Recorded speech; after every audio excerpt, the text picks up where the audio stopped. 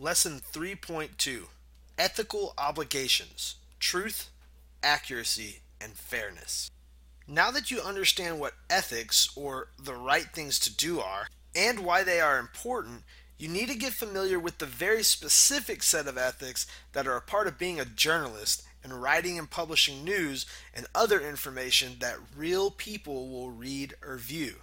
This lesson is going to give you a brief overview of the main ethical concepts that journalists use, but you'll want to study and research the official code of ethics published by the Society of Professional Journalists on your own in order to have a better understanding. In William Shakespeare's famous play Hamlet, Shakespeare writes, "To be honest as this world goes is to be one man picked out of 10,000." This is the goal of a journalist: to be that one honest man or woman in a world full of dishonesty. And that's where we start with journalism ethics. When you're working as a journalist on any level, you must commit yourself to the ethics of truth and accuracy in everything you do. This means things like making sure that everything you write or produce is both true and accurate, even if you have to follow up on information that sources give you and confirm that what they told you is true and accurate. As a journalist, you can never simply say, "Well, that's what my source told me, it must be true." You must fact check and double check to make sure what you publish is true and accurate. Even if it's accidental, you must take the responsibility for anything that is untrue that you publish. And of course, misleading, lying, or making something up on purpose is never acceptable and is the highest form of unethical behavior. And whether you're working as a high school journalist or a professional, any such action would result in your immediate loss of job or removal from staff. We'll give you the boot. This doesn't stop at just interviews and news stories either. Your job is to make sure that headlines, tweets, or comments to get people to read or watch your stories are honest, accurate, and truthful as well. Even the photos, sound bites, quotes, and graphics should be accurate and not mislead or trick people in any way. In fact, while it might be valued in like art, photography, or film classes, when it comes to journalism, it is never okay to Photoshop, distort, or change what's in a photo or video. You can enhance the photo to make it clearer or easier to see, but you can never change who or what is in it or how they're in it, and you must always label anything that is a photo illustration so you don't mislead people. This example here shows how two photos on the bottom were merged and altered digitally on the top to create a new photo. That is highly unethical because it tells a different story of the events that happened. And it may look cooler or get your point across better, but it's very unethical because that's not actually what was going on.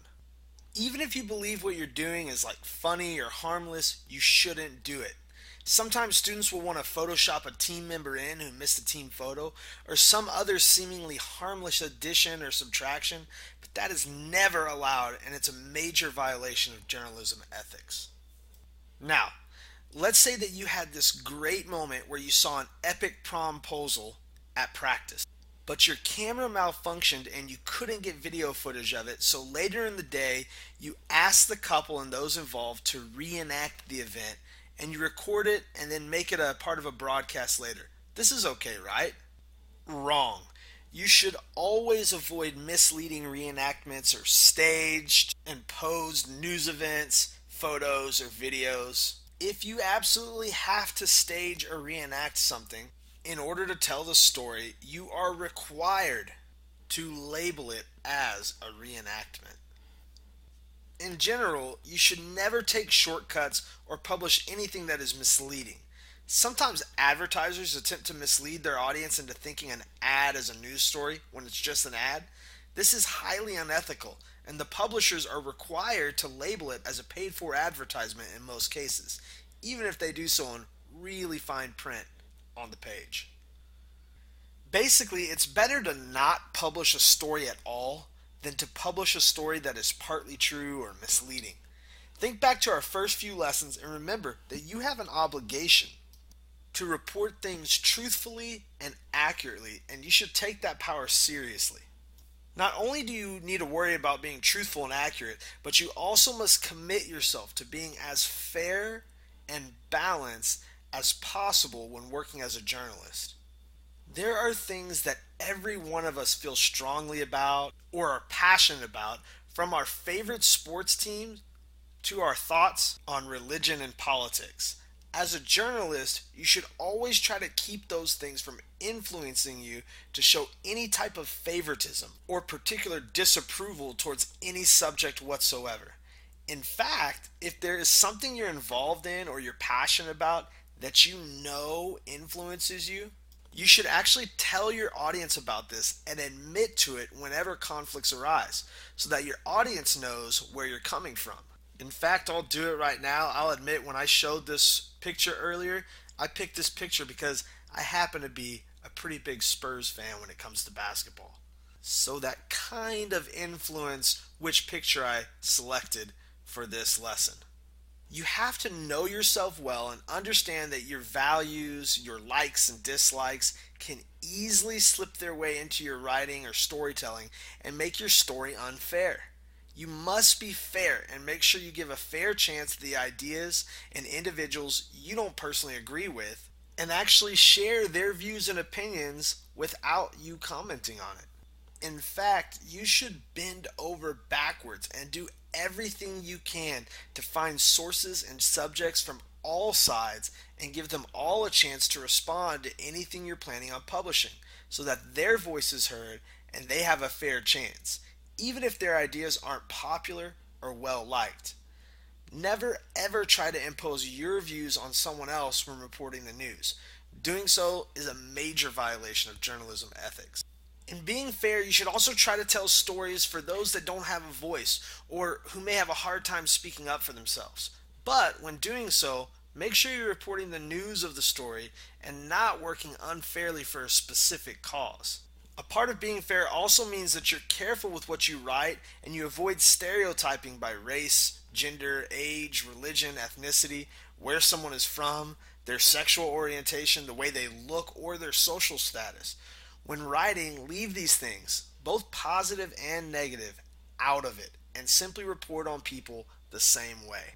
Finally, you should always be open to criticism, both good and bad, and even invite people to share their thoughts and views on what you write and how you write it.